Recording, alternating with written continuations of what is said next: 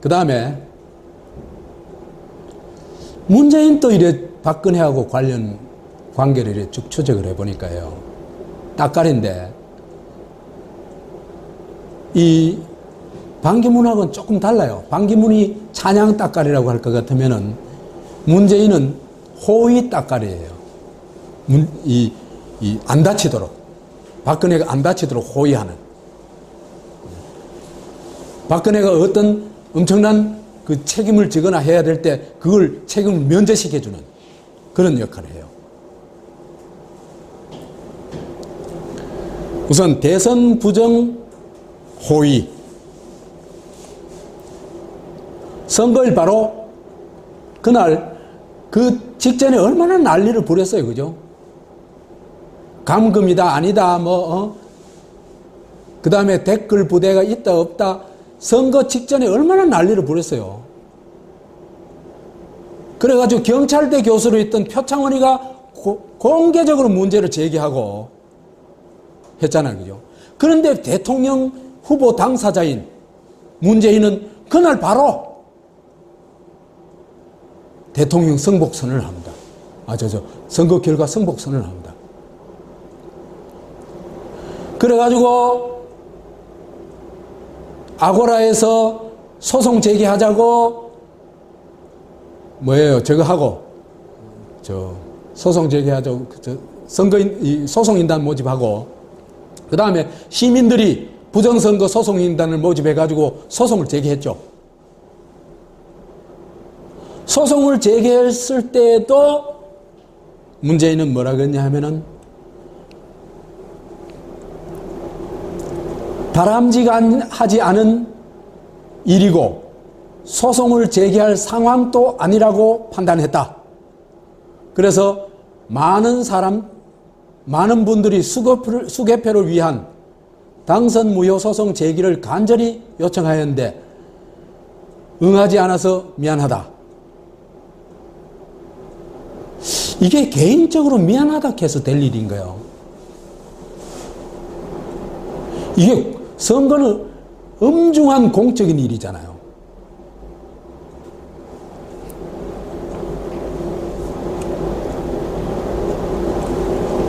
그래서 승복이 안 되더라도 양해해달라. 이제 새로운 출발을 받아들여달라. 이건 무슨 얘기입니까? 박근혜가 정권이 새로운 출발을 하는데 방해하지 마라. 이 얘기입니다. 이보다 더한 호의무사가 있겠어요?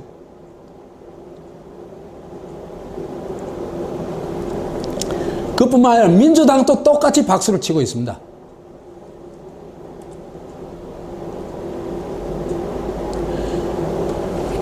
민주당에서 뭐라고 하냐면 대선 무효소송과 수개표 요구는 당에서 검토해서는 하지 않기로 정리가 될 것 같고 문재인 후보께서도 요구치 않았습니다. 효과가 없대요. 수개표를 해봐야. 어떻게 알아요? 수개표 안 해봤는데. 이런 말도 안 되는 얘기를 하고 있습니다. 지금. 왜 이들이 이랬을까? 도저히 이해가 안 되죠. 무슨 짝짝꿍이 없고는 이럴 수가 없는 겁니다. 이거는.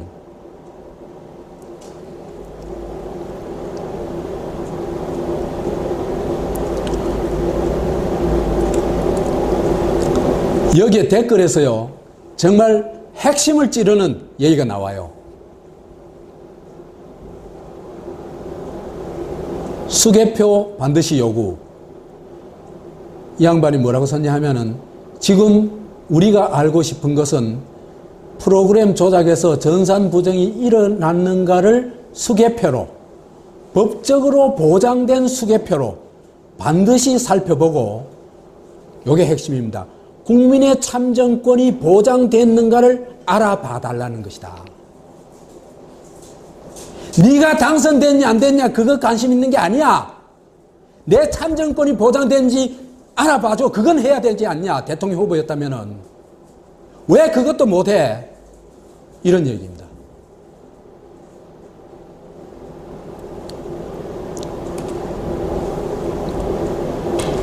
또 어떤 분은 민주당은 사라져라. 너희 민주당처럼 야당 탈을 쓰고 여당하고 놀아나는 것들은 영원히 없어져야 한다. 할 줄 아는 게 타협밖에 없고 지들 수당 올려준다고 하면 거지처럼 달려가서 거수기하고 자빠졌고 이정희 한 명보다도 못한 놈들 민주당은 영원히 사라져야 한다. 난 이 말에 동의해요.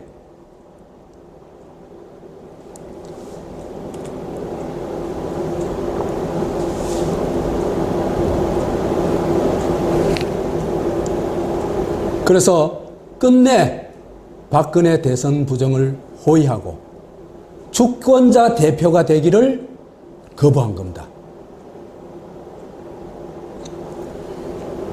그래서 문재인은 주권자 대표, 다시 말해서 대통령이 될 자격이 이때 이미 사라졌다.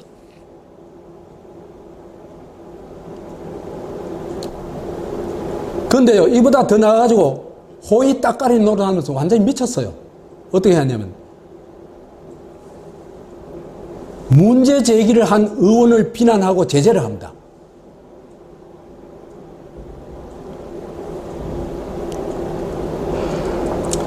박근혜 호의 따까리 노릇을 하는데 문 대표는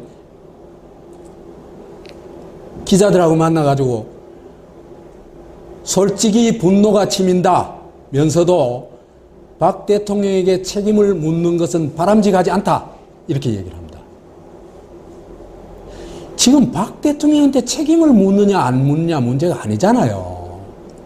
주권자의 참정권이 보장이 됐냐, 제대로 그게 검증이 됐냐 이 얘기를 하는 거 아니에요.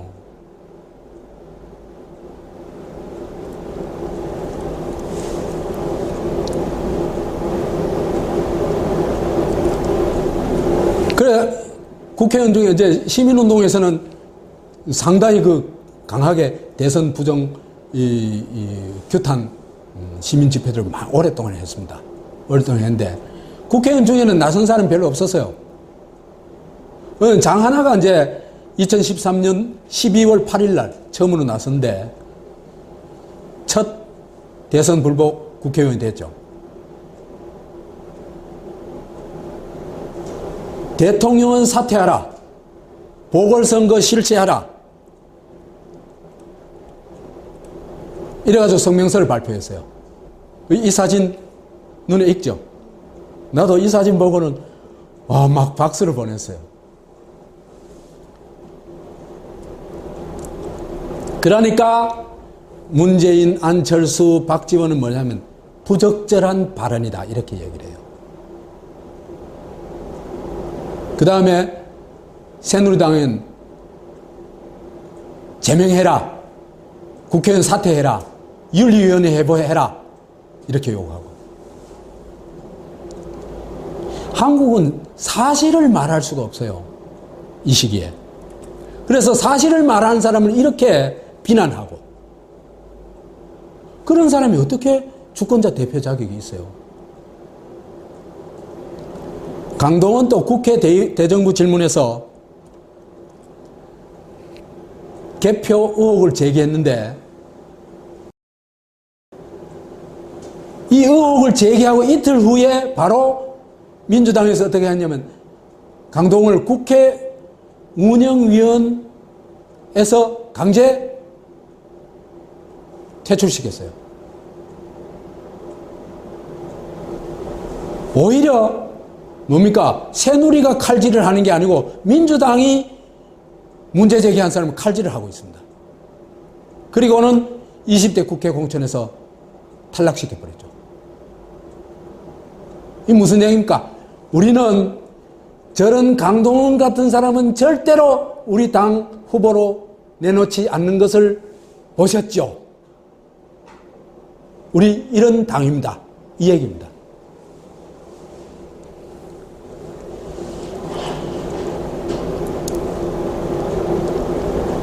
그래서 문재인이 뭐라고 했냐 하면은 당에서는 강 의원의 의혹 제기가 상식적이지 않고 국민의 공감을 받을 수 있다고 보지 않으며 저도 같은 생각이다.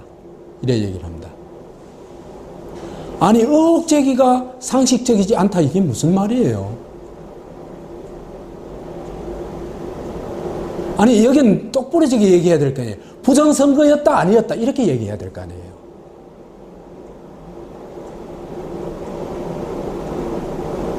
그 부정선거인 건 천하가 다 아는 일인데 그 의혹 제기를 하는 게 비상식적이다.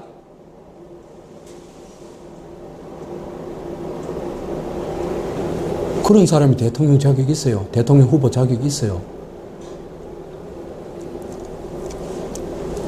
두 번째로 세월호 범죄를 호위하는 역할을 합니다. 2014년 8월 20일 날 문재인이 트위터에다 이런 글을 올립니다. 유족들이 지나친 것이 아닙니다. 유족들이 수사권, 기소권을 들어간 특별법을 만들자고 요구를 합니다. 요구를 하니까 이런 트윗을 올립니다. 유족들은 이미 수사권과 기소권을 양보했습니다. 대선 특검이라도 괜찮은 분이 임명될 수 있게 하자는 상식적인 요구를 하고 있는 것입니다. 문제는 소통과 공감입니다. 대통령부터 유민 아빠를 만나 이야기에 귀를 기울여야 합니다. 그럴싸한 말이죠. 이게 정말 말도 안 되는 사기입니다. 무슨 사기냐 하면요. 유가족들은 유가족 총회조차 안 했어요. 수사권 있는 게 수사권, 기소권 문제를 어떻게 할 거냐 할 것 같으면 유가족 총회가 있어야 될 거 아니에요. 총회에서 결정할 거 아니에요. 총회도 하지도 안 했는데 이런 허위 사실을 날려버리는 겁니다. 무슨 얘기입니까? 그쪽 방향으로 끌고 가겠다는 얘기입니다. 그러니까 박근혜 정권 앞잡이 역할을 한 겁니다.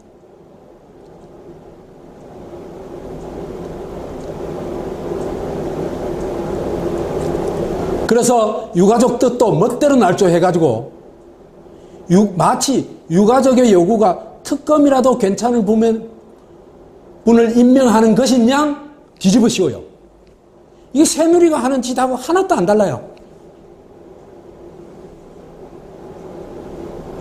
그러면서 마치 새누리 유족과 뜻을 같이 하느냐 단식을 같이 하고 또 이상한 짓을 또 합니다. 그래가지고 유가족들이 반발을 하고 하니까 당연히 반발하겠죠. 그죠? 문재인이가 유력한 대선 후보고 사실상 민주당의 이 최대 주주라고 보는 사람인데 이 사람이 이런 말 하면은 엄청난 영향을 미칠 거 아니에요. 그럼 수사권, 기소권은 물 건너가는 거 아니에요. 그러니까 반발을 할 수밖에 없어요. 그러니까 또 정말 말도 안 되는 소리를 합니다. 수사권, 기소권을 포기했다는 것이 아니라 앞에 양보했다고 그래놨잖아요. 포기했다는 것이 아니라 수사권과 기소권의 방식에서 제도적 특검을 활용하는 방식으로 양보를 하고 있다는 뜻입니다. 그러니 유가족들 요구가 강경하다거나 지나치다는 말을 하지 말라는 뜻입니다. 이래 얘기를 해요. 이것도 전형적인 양다리죠.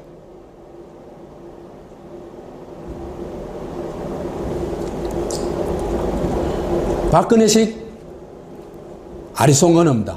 이게 무슨 말인지 난 이해를 못하겠어 솔직히. 왜 저런 아리송한 말을 하냐. 양다리 걸칠 때는 반드시 아리송한 말을 하게 되어 있습니다. 그래서 사실은 유가족의 뒤통수를 쳐버린 거죠. 그러면서는 마치 유가족을 옹호하는 보호자인 양 행세를 합니다. 유가족을 비난하지 말아달라는 둥. 이게 더 얄미운 거 아닙니까? 더 나쁜 거 아닙니까?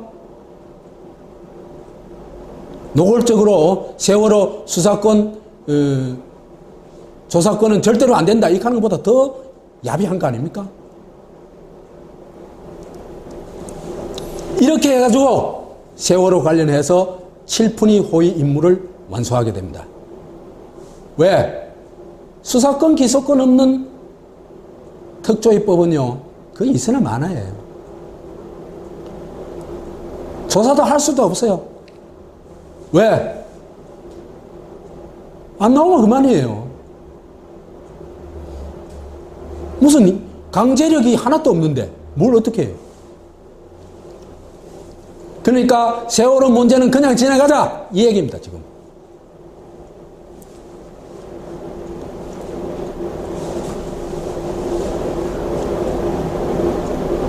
그래서 민주당과 문재인으로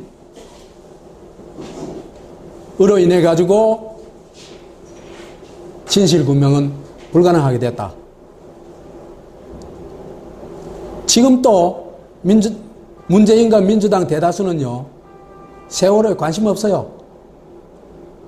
세월호 문제가 부각될 때만 살짝 뭐 달고 나옵니까? 노란 리본 살짝 달고 나오죠. 그죠?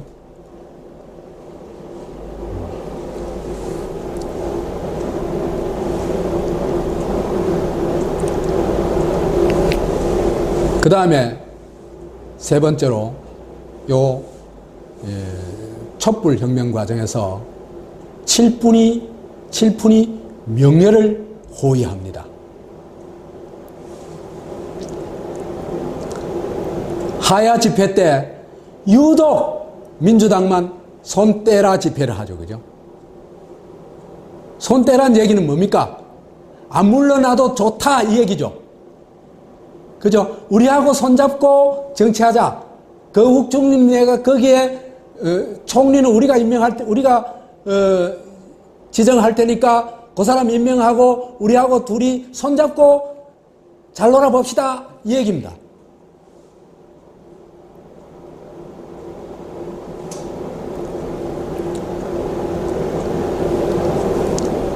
제가 지금요, 문재인과 민주당의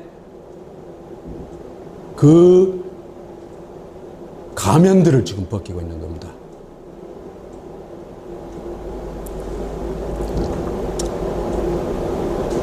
명예로운 퇴진을 보장한다. 이거는 뭐 수없이 얘기했죠. 문재인이. 그러니까 박근혜 하야 탄핵 얘기가 강렬해질수록 자꾸 이런 얘기를 합니다. 왜 그랬을까? 그 다음에 명예로운 퇴진의 길을 열어주는 게 대통령에 대한 국민의 예우라고 얘기해요. 테러를 열어주고 돕는 것이 국민들이 대통령에게 해야 할 하나의 예우입니다. 이렇게 얘기를 해요. 끝까지 박근혜의 명예를 지켜주려고 합니다. 박근혜 수사는커녕 이러고 있는 겁니다. 아마 한국에서 유일하게 박근혜를 예우한 사람이 아닌가 싶습니다.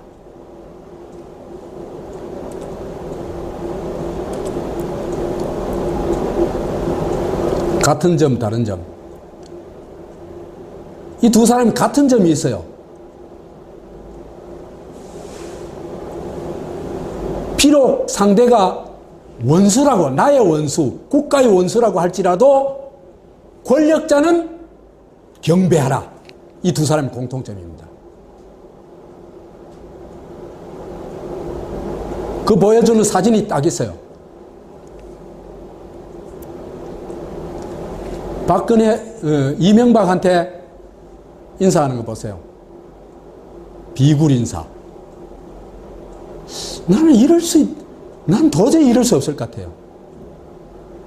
귀때기를 한 차를 때리지는 못하더라도 이명박이가 노무현 죽었다는 거는 그건 5천만의 상식 아닙니까? 그런데 이럴 수 있어요. 노무현의 친구가, 노무현의 비서실장이.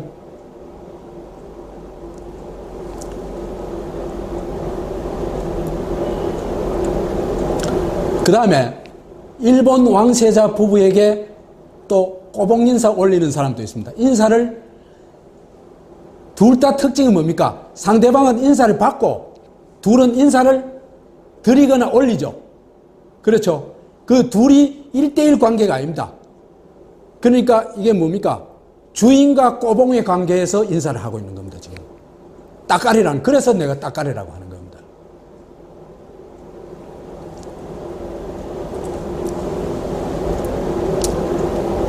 요거는 반기문이 유엔을 방문한 일본 왕세자 부부한테 인사를 올리고 두 사람은 뻣뻣하게 서가지고 인사를 받고 있는 장면입니다. 이런 사람이요, 그 높은 사람한테는 외국인 원수라도 저렇게 꾸벅 인사하는 사람이 자기한테 위안부 관련 질문하는 사람, 기자들한테는 나쁜 놈들이라고 삿대질을 하고 있어요. 이 사람이 본질이 딱 드러나는 거죠.